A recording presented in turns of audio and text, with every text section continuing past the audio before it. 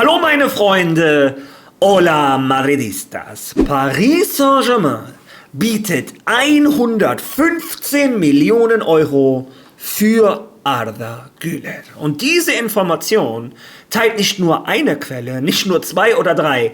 Alleine in diesem Video werde ich euch 4 Quellen zeigen, die diese Information teilen. Und im Anschluss schauen wir uns auch an, was ist da los? Was ist meine Meinung zu dieser Situation? Im Anschluss schauen wir uns noch mal an, was ist eigentlich beim Rodri-Deal genau gelaufen? Und schaut Real Madrid jetzt nach Ersatz? Kommt ein Zubimendi? Was machen unsere Jungs im Mittelfeld? All das wird in diesem Video beantwortet. Und zu guter Letzt gibt es neue Informationen zu Enrique, denn ein Premier League Gigant macht ernst. Verlässt der Brasilianer Real Madrid noch in diesem Sommer? All das und viel mehr in diesem Video. Viel Spaß dabei.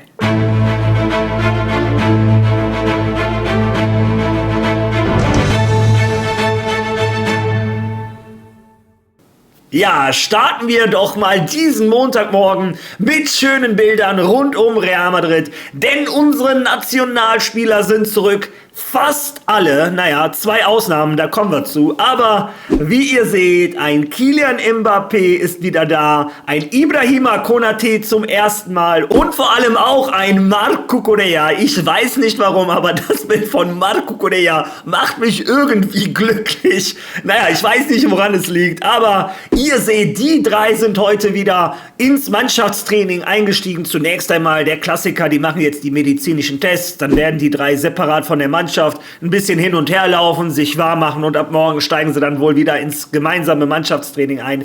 Die einzigen 2 Spieler, die noch fehlen, sind Jude Bellingham und Aurélien Tchouaméni. Die steigen laut Arantxa Rodriguez am Mittwoch wieder ins Teamtraining ein. Fragt mich nicht, warum die 2 Tage extra bekommen haben, aber das ist anscheinend mit Real Madrid so abgesprochen, obwohl eigentlich beide theoretisch sogar früher frei hatten als ein Cucurella, merke ich gerade. Naja, es wird seine Gründe haben, aber spätestens Mittwoch haben wir wieder die volle Kapelle und José Mourinho kann zum ersten Mal mit der gesamten Mannschaft trainieren. Heute auch ein Diomandé trainiert zum ersten Mal mit seinen Teamkollegen. Also diese Bilder, die werde ich für euch besorgen, schauen wir uns morgen in dem Video an. Aber bevor wir uns morgen die neuen Transfers anschauen, unterhalten wir uns mal über den großen Transfer, der nicht geklappt hat.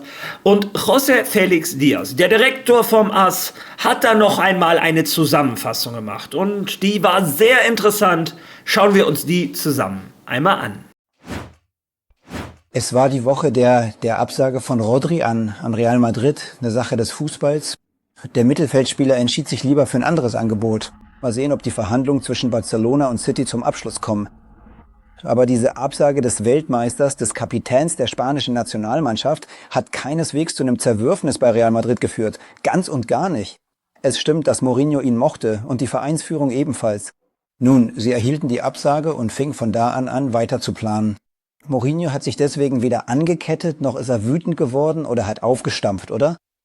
Es stimmt, dass er gerne noch einen Mittelfeldspieler hätte und das wird der Markt entscheiden, ob es am Ende machbar ist oder nicht, je nach Abgängen und möglichen Neuzugängen. Nun, Real Madrid sucht weiter, sie haben jemanden im Visier, aber es ist kein vorrangiges Ziel, denn man vertraut Bernardo Silva, man vertraut Güler, man vertraut Tchouaméni und mal sehen, was mit Camavinga passiert. Aber das Einvernehmen mit Mourinho, alles was Real Madrid tut, geschieht in vollem Einvernehmen, in Abstimmung mit dem Portugiesen seit jenem Treffen im Santo Mauro. Die Vorstellungen sind sehr klar und Mourinho arbeitet zum Wohle des Vereins mit Rückenwind. Und die Wahrheit ist, dass das Einvernehmen absolut ist. Suchen wir nicht nach Spannungen, wo keine sind. Die könnten im Laufe des Wettbewerbs noch auftreten, aber im Moment herrscht volles Einvernehmen zwischen Real Madrid und Mourinho, denn Mourinho ist glücklich bei Real Madrid. Ja, und einige sagen jetzt, das ist so eine Antwort, die Real Madrid quasi vorbereitet hat, damit José Félix die weitergibt, damit Real Madrid gut dasteht quasi. Aber ich muss schon sagen, das hört sich schon so an, wie ich mir einen Florentino Pérez vorstelle und einen José Mourinho. Ich kann mir nicht vorstellen, dass sie da wie bockige Kinder reagiert haben. Florentino Pérez führt neben dem größten Fußballverein der Welt, ich glaube sogar eine der größten Baufirmen der Welt, wenn nicht sogar die größte. Der hat in seinem Leben schon oftmals ein Nein gehört, auch ein José Mourinho. ich glaube auch nicht, dass die Welt da untergeht und dass ein Jose Mourinho da rumgelaufen ist und Leute angeschrien hat, was man so gehört hat. Ja, vor allem, wie gesagt, er ist ja sehr glücklich, dass er Real Madrid trainieren kann, dass das eine Chance für den ist. Aber ich wollte euch nur noch einmal die Sicht von Real Madrid, eine Sicht, die ich mir auch tatsächlich so vorstellen kann, wie diese Sicht ist. Ja, und dann im Anschluss kommt oft die Frage, Mario, was ist jetzt los mit Zubimendi? Denn angeblich ist Real Madrid interessiert, hätte nachgefragt, Arsenal hätte gesagt 90 Millionen etc. Dann kommt der Name Kees Smith ins Spiel, dann kam der Name Boadi wieder ins Spiel. Ja, viele Namen rund um Real Madrid. Aber bevor wir uns über Spieler unterhalten, die vielleicht kommen sollten, sollen wir uns erstmal über Spieler unterhalten, die wir jetzt schon haben. Und Fabrizio Romano hat gestern mal ein bisschen die Aktualität im Mittelfeld von Real Madrid zusammengefasst, zumindest wenn es um Thiago Pittarch und Aurélien Tchouaméni geht. Hören wir uns mal an, was der Italiener zu sagen hat. Zuerst einmal exklusive Fulham-News vom Sonntagmittag. Fulham verpflichtet Shay Charles von Southampton für 30 Millionen Pfund, der teuerste Spieler aus Nordirland in der Geschichte des Fußballs. Glückwunsch an Fulham, eine fantastische Verpflichtung, aber das bedeutet, dass Thiago Pittarch nicht zu Fulham geht. Dieser Deal ist also geplatzt. Nach Gonzalo Garcia und Cesar Palacios geht auch Thiago Pittarch nicht zu Fulham und könnte nun eventuell bei Real Madrid bleiben. Mourinho war mit Thiago Pittarch eigentlich ganz zufrieden. Offensichtlich ist er jetzt verletzt, aber wir müssen die Entwicklungen abwarten. Aurélien Tchouaméni. In den letzten Wochen gab es viele Gerüchte um Manchester United. Jemand sagte, aber du hast beim neuen Vertrag für Aurélien Tchouaméni gelogen. Vielleicht geht er zu Man United. Wie ich euch immer gesagt habe, was ich über Tchouaméni weiß. United hat über Tchouaméni nachgedacht, aber vor dem neuen Vertrag. Das war so um April, Mai herum.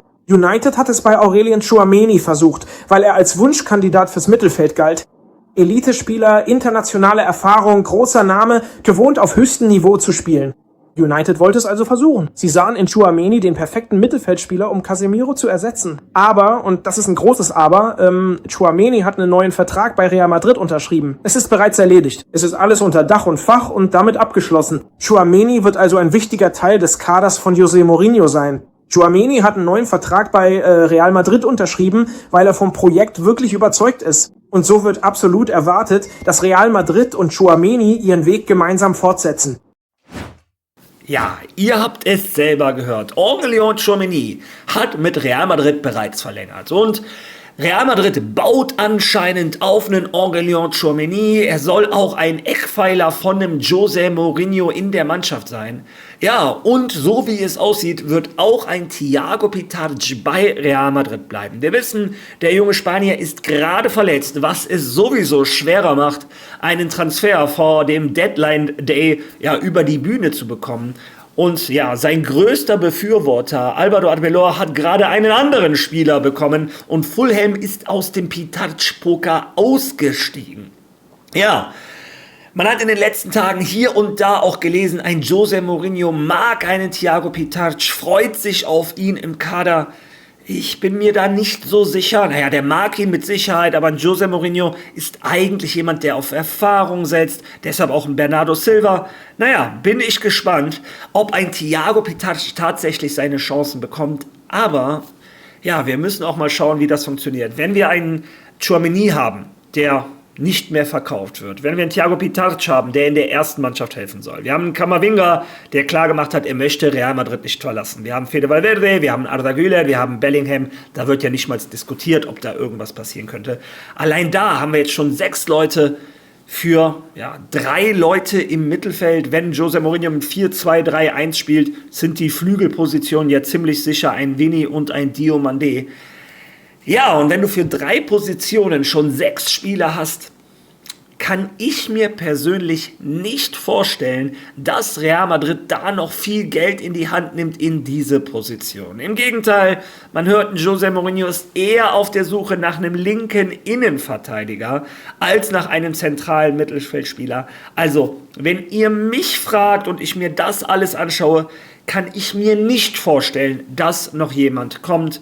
Ein José Mourinho soll ja die Lösung in den eigenen Reihen oder für gut genug befinden. Ja, wie dem auch sei, Das wollte ich mal antworten auf diese ganzen Fragen, ob ich glaube, dass da noch jemand kommt. Ja, Real Madrid hat mich schon oft genug überrascht. Natürlich kann da was passieren. Stand jetzt denke ich eher nicht. Ja, ein anderer Spieler, der vielleicht Real Madrid verlässt, da sieht es schon ein bisschen ernster aus, ist Endrick. Auch dazu hat Fabrizio Romano die neuesten Infos geteilt. Hören wir uns die zusammen einmal an.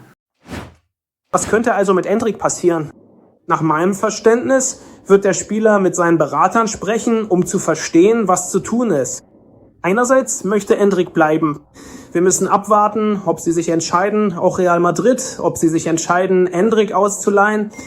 Das wird also das Thema des Gesprächs sein. Es gibt 2 Vereine, die sehr an Endrick interessiert sind. Einer ist die Roma, der andere ist Aston Villa. Wir können nicht ausschließen, dass sich noch weitere Vereine in das Rennen einschalten, falls Endrick verliehen wird. Wir müssen also abraten, was passieren wird, aber das muss von Real Madrid ausgehen. Was den Spieler betrifft, so möchte er bleiben, aber das Gespräch mit seinen Beratern könnte wichtig sein. Ja, ihr habt es selber gehört.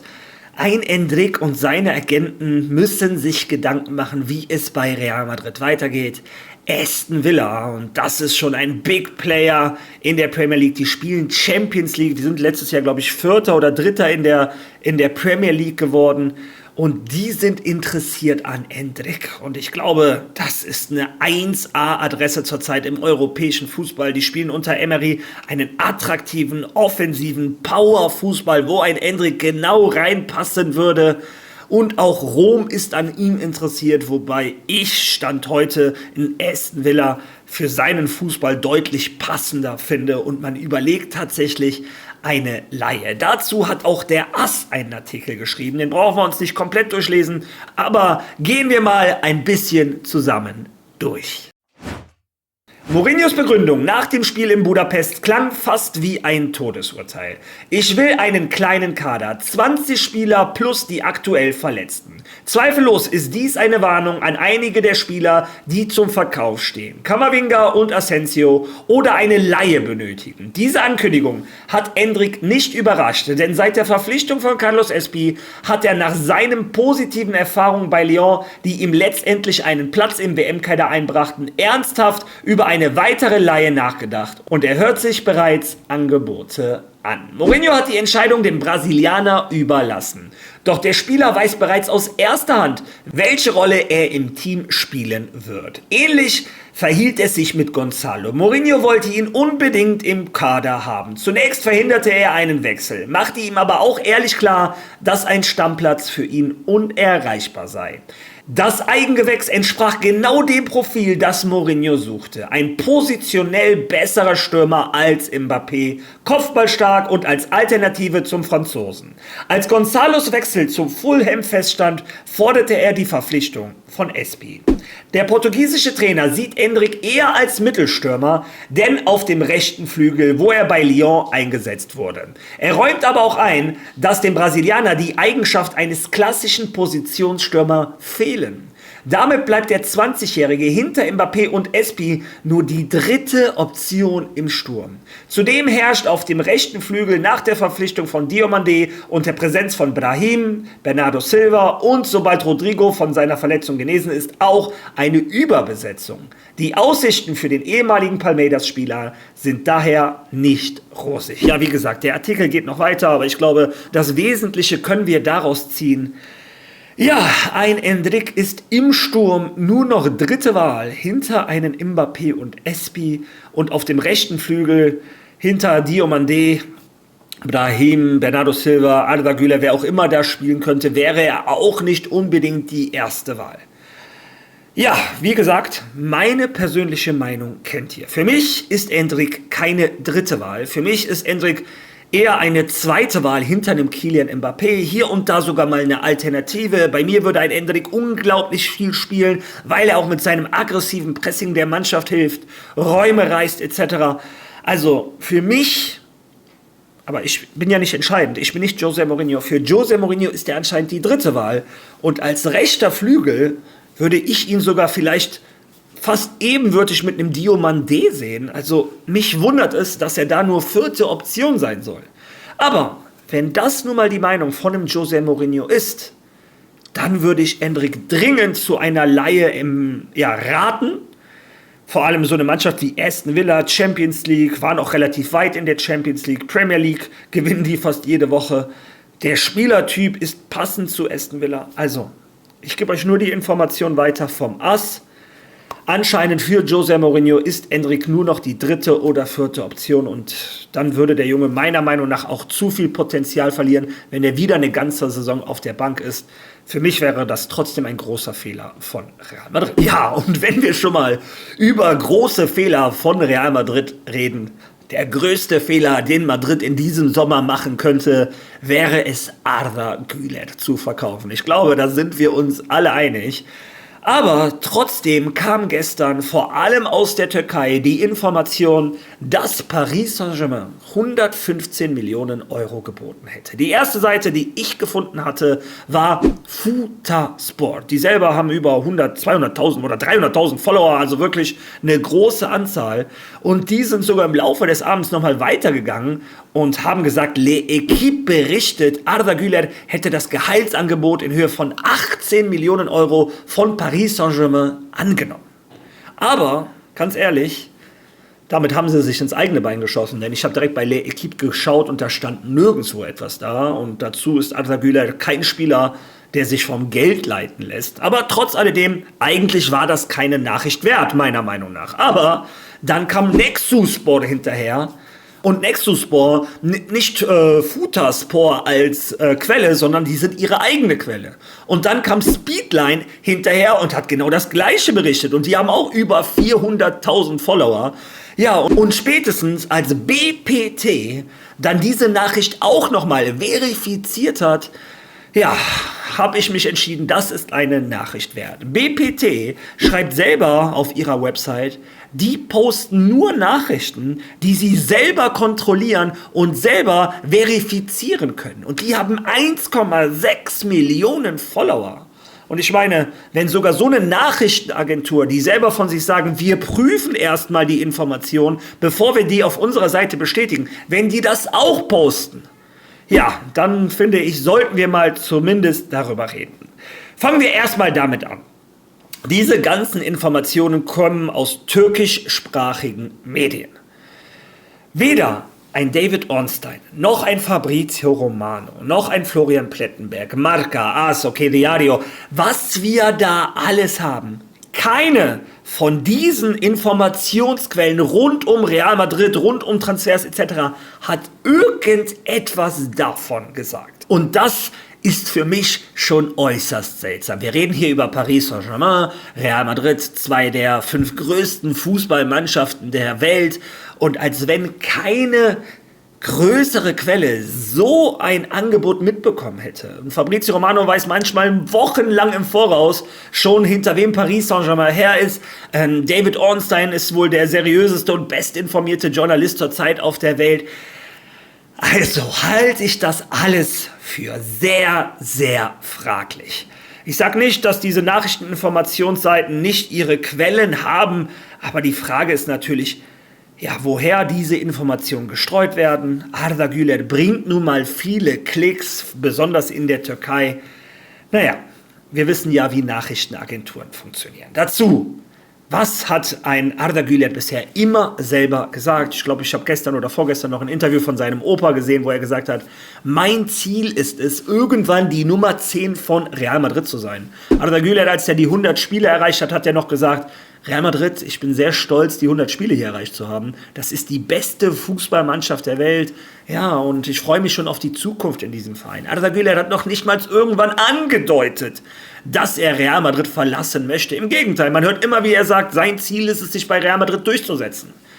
Dann haben wir einen Florentino Perez. Florentino Perez hat vor ein paar Wochen zu Arda Güler noch gesagt, du bist einer der besten Fußballer der Welt.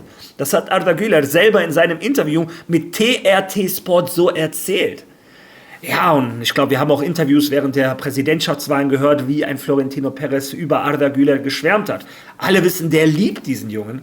Und der letzte Punkt, ein José Mourinho, der sucht händeringend nach Kreativität im Mittelfeld von Real Madrid. Und wer war letzte Saison der kreativste im Mittelfeld von Real Madrid? Arda Güler. Wer ist in dieser Vorbereitung bisher der beste Mann? Arda Güler. Also, natürlich möchte ein Paris Saint-Germain, klar möchten die Arda Güler, Arsenal auch, Bayern auch. Ich schätze mal, jede Mannschaft auf der Welt möchte Arda Güler, aber Real Madrid nun mal auch. Und Real Madrid hat das Glück, ihn zu haben. Und Florentino Perez, ja, wie gesagt, jede einzelne Information, die in den letzten Monaten aus Spanien kam, immer wenn eine Liste kam von Spielern, die Real Madrid als unverkäuflich sieht, stand ein Arda Güler immer drauf. Der ist ein Langzeitprojekt von Real Madrid. Der Verein hat blindes Vertrauen in Arda Güler. Also, wie gesagt, eigentlich wollte ich diese Information gar nicht erst teilen, aber wenn 4 große Seiten das posten, und ich habe nur 4 rausgesucht, es gab noch viel mehr, aber ich sag mal, die seriöseren Blätter, naja, ob Marca und AS so seriös sind, aber ihr wisst, was ich meine, die seriöseren Journalisten haben davon nichts mitgeteilt und ich bin der Meinung, wenn 2 der größten Vereine der Welt so einen Deal vorbereiten würden oder im Gegenteil so ein Deal angeboten wäre, ich glaube, da hätten die irgendetwas von mitbekommen.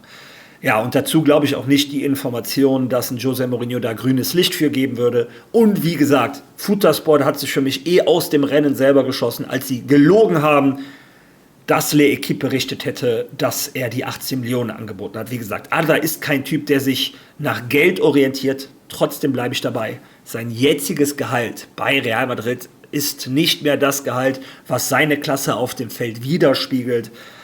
Ich bin der Meinung, das ist einer der Verträge, den Real Madrid, meiner Meinung nach ist das der Vertrag, den Real Madrid als schnellstes jetzt anpassen muss, damit der Junge ein bisschen mehr in die Richtung geht, wo er auch sich das auf dem Fußballplatz verdient hat. Und ihr kennt meine Meinung, die Gehälter sollten nicht von Agenten verhandelt werden, sondern auf dem Fußballplatz. Und da hat Arda Güler mehr als genügend Argumente geliefert. Also, wenn ihr mich fragt, ist da absolut nichts dran. Ja, bin ich gespannt, wie ihr das Ganze seht. Lasst eure Meinung zu diesem möglichen Transfer, wie gesagt, für mich unmöglich, in den Kommentaren. Was sagt ihr zu der Endrick-Geschichte? Ja, freut ihr euch auch auf Marco Correa, Konate, Mbappé bei Real Madrid? Lasst das gerne in den Kommentaren. Wenn ihr schon mal da seid, seid so nett, liked dieses Video, hype dieses Video. Ja, und wenn du noch nicht auf Follow geklickt hast, mach es jetzt. Das hilft dem Kanal ungemein weiter und für dich ist es kostenlos. Ja, dann würde ich vorschlagen, dass wir uns morgen wiedersehen. Also, bis dahin.